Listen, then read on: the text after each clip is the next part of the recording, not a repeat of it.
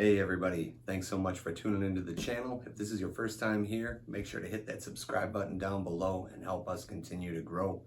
Today, we've got an Axial SCX24. We're looking at a chassis kit that will take it from this to this. It's a simple alloy builder's kit. It can be had off of Banggood, Amazon, eBay, multiple manufacturers. It's really all the same kit. They're all coming likely from the same factories, and we've coupled it to some Banggood special kind of desert lizard knockoff mountain shocks, internal springs on these. Gonna run over some of the pros and cons that I've found so far with this chassis kit, over some of the pros and cons with the shocks. So pros for this chassis kit, I would say it's got tons of mounting options. It's easy to assemble.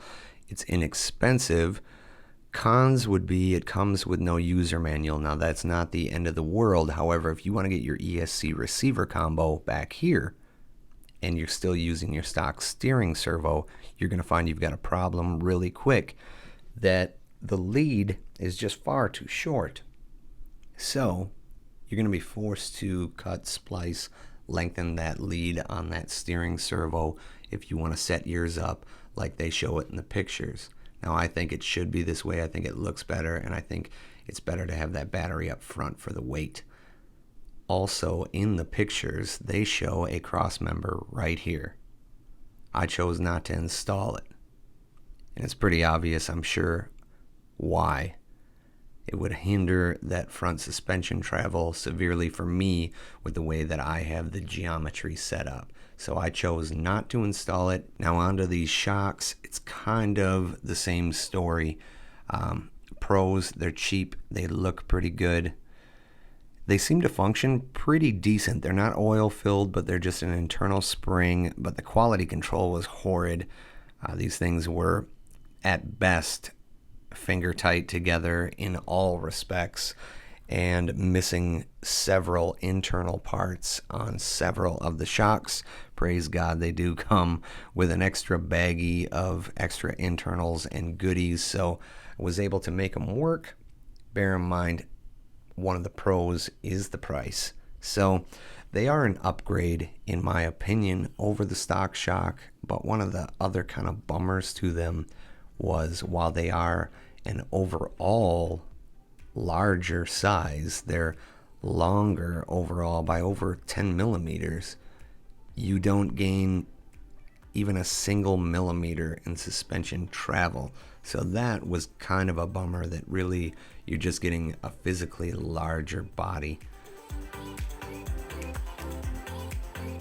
Links to all this stuff will be in the description down below, to the chassis kit and to the shocks, as well as to where you can get your own Axial SCX24. Now this one did start out as the Jeep Wrangler, but I ended up using the wheels and tires off of the C10 Chevy truck. It just seemed to work a little bit better with this setup. Lowered the center of gravity some, and it really didn't cause it too much trouble with hanging up there of ground clearance. So this thing otherwise has not been modified in any way. It's all completely stock.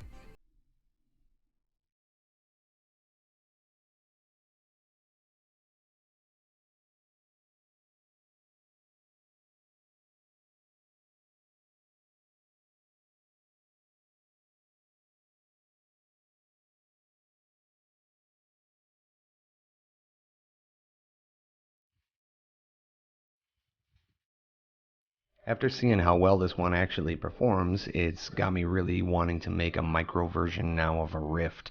If you guys can point me in the right direction in the comments down below to either a manufacturer, or if maybe you yourself 3D print the tubular style cage chassis, rock bouncer style, looking for something along the lines of a micro Rift, and I'd like to do a build doing an axle swap to get us some high speeds with some large tires and really make a true micro rock bouncer.